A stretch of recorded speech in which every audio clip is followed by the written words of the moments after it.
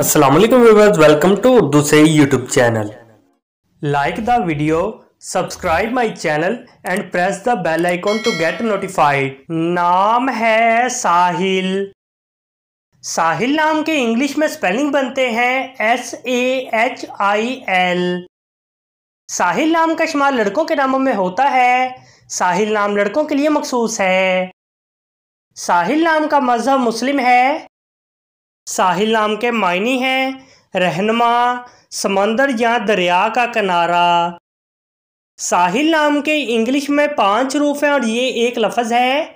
5 words and 1 letter. साहिल नाम के उर्दू में 4 हरूफ हैं और ये एक लफ्ज़ है। अपने नाम का मीनिंग जानने के लिए कमेंट बॉक्स में लिखिए। चैनल को सब्सक्राइब कीजिए, वीडियो को लाइक और शेयर कीजिए। Thanks for watching.